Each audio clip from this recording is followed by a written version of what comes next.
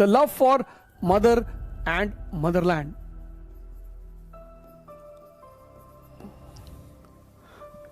वैसे भी जो लोग अपने मां बाप की इज्जत नहीं करते और जो लोग अपने मां बाप की सेवा नहीं करते उनका मनुष्य होना बेकार है, बेकार ही है। मां बाप मतलब भगवान, एक ऐसे लोग जो बिना किसी स्वार्थ के आपके साथ हमेशा खड़े हैं। उनके अलावा दुनिया में जो भी आदमी आपके साथ खड़ा है उसका स्वार्थ है।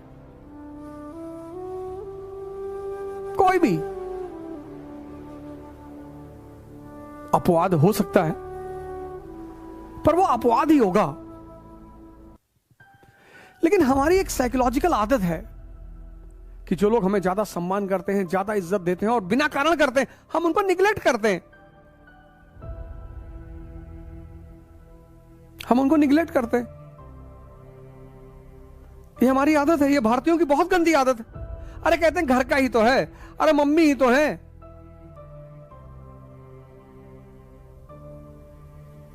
एक दिन गांधी जी ने बड़ी अच्छी जीवनी लिखी, जीवनी की टाइटल लिखी, माय एक्सपेरिमेंट्स विद ट्रुथ। और मुझे लगता है कि जीवन में हर व्यक्ति को एक्सपेरिमेंट्स करते ही रहने चाहिए। कभी एक दिन झूठ मूठ का नाटक ही कर दो कि पापा ने घर से भगा दिया, पैसा नहीं है मेरे पास, अब मैं कहां जाऊं। फिर देखो तुम्हारे साथ कितने लोग हैं। मां बाप यानी भगवान। और नेताजी अपने मां के प्रभाव में बहुत ज्यादा थे। उन्हें कहानियां सुनाती थी, ऐतिहासिक महाभारत की कहानियां, रामायण की कहानियां, भारत के महानायकों की कहानियां। मां से बड़ा जुड़ाव था।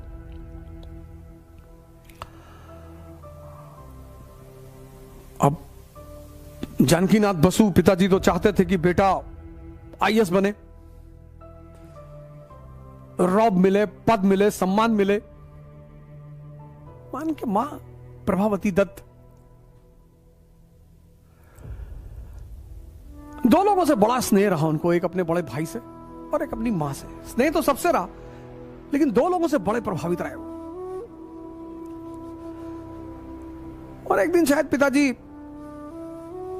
माता जी को किसी बात पर कुछ बोल रहे थे कि तुमने लड़के को खराब कर दिया, तुमने लड़के का दिमाग खराब कर दिया। वो कहीं से सुन रहे थे। तो उन्होंने बाद में अपनी माता जी से पूछा कि राय साहब नाराज हो रहे थे, क्यों? अरे बोले राय साहब चाहते हैं कि तुम आईएएस आईसीएस बनो, सिविल सर्वेंट बनो। हाँ बोले बनेंगे, एकदम बनेंगे। लंदन की तरफ रवाना हुए, तैयारी शुरू की। एक पेपर इंपीरियल सिविल सर्विस का खराब भी हुआ। एक पेपर इंपीरियल सिविल सर्विस का खराब हो गया, 100 नंबर का पेपर, 4th रैंक आई आईसीएस में।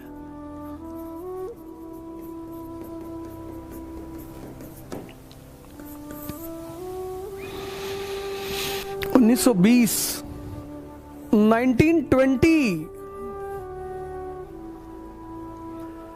4th rank. एक कहानी बड़ी प्रचलित है उनके इंटरव्यू को लेकर, बड़ी प्रचलित है। मैंने कई बार उस कहानी का उल्लेख भी किया है कि जब वो इंटरव्यू देने गए तो बोर्ड मेंबर ने कहा कि mister Bose you are comfortable in which language.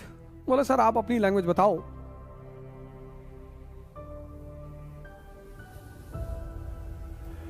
तो बोर्ड मेंबर ने उनसे जर्मन में बात करना शुरू किया। उन्होंने जर्मन में रिप्लाई करना शुरू किया। दुनिया की कठिनतम भाषाओं में से है।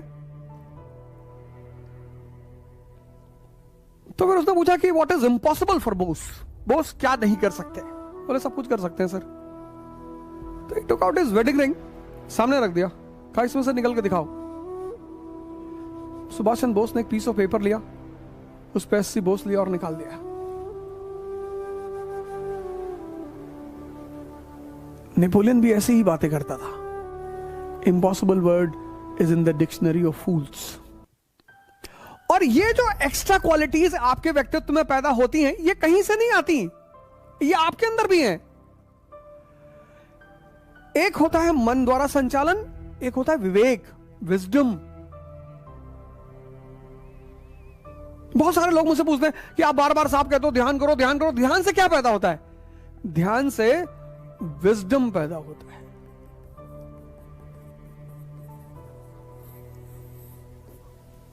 और ये दुनिया के किसी स्कूल में नहीं सिखाया जाता, किसी कॉलेज में नहीं सिखाया जाता, किसी यूनिवर्सिटी में नहीं सिखाया जाता। और जितने लोग महान बने, इसमें उसकी बड़ी भूमिका रही। मैंने वो स्त्रियों, लड़कियों और घड़ी वाली कहानी आपको सुनाई थी विवेकानंद की, कि लड़कियों ने उनसे कहा घड़ी दे दो, नहीं तो अभी हम पुलिस बुला देंगे। विजडम, विजडम अगर किसी स्कूल, कॉलेज और यूनिवर्सिटी में दिया जाता तो फिर वही बात, अमीर हमेशा अमीर ही रहता है, राजा हमेशा राजा ही रहता। ये जो विजडम है ना, विजडम, ये ध्यान का परिणाम है।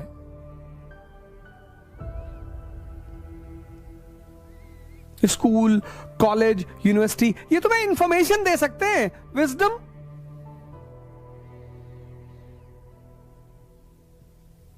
विजडम नहीं दे सकते। और दुनिया में सबसे ताकतवर चीज क्या है? विजडम।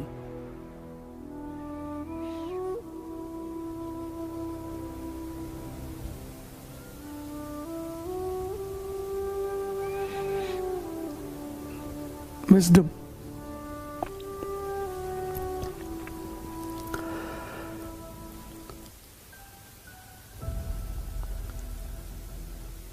(1920) में चौथी रैंक, 1920 में। आज डीएम का इतना रुतबा है, आज सिविल सर्वेंट का इतना रुतबा है कि इस देश की आधा से ज्यादा आबादी आईएएस बनने के लिए मरी जा रही है। और मैं कहूं कि जिस दिन इस मुल्क में शिक्षा प्रणाली बहुत मजबूत हो जाएगी, लोगों का सिविल सेवा के प्रति रुझान कम हो जाएगा। 90% लोग सिविल सेवा में शक्ति और धन की वजह से जाना चाहते हैं। आज कौन सर्विस करने जाना चाह रहा है? और उसकी वजह सिर्फ इतनी है कि भारत का प्रेजेंट शैक्षिक स्तर बहुत लो है। क्योंकि जिसके अंदर भी भगवान बनने की क्षमता है, वो नौकर बनकर कभी खुश नहीं हो सकता। 4th rank, 4th imperial civil service 1921 में रिजाइन कर दिया। किसके लिए? मदरलैंड के लिए। पराक्रम। एक होती बहादुरी, एक होता पराक्रम।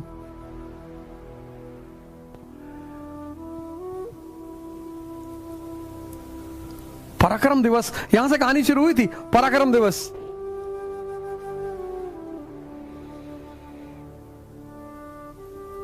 पहलवानों में भी बहादुरी है। पराक्रम एक बहुत बड़ी उद्देश्य के लिए किया गया त्याग, सबके बस की बात नहीं है। पराक्रम, बहादुरी मतलब शेर से लड़का उठा के पटक दिया शेर को, वो पराक्रम नहीं है। पराक्रम मतलब एक बहुत विशाल उद्देश्य के लिए किया गया त्याग।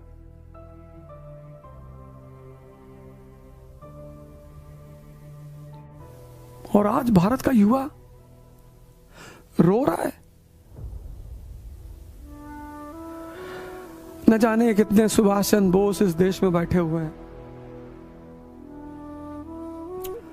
उनको जरूरत किसकी है? शारीरिक और मानसिक ताकत की,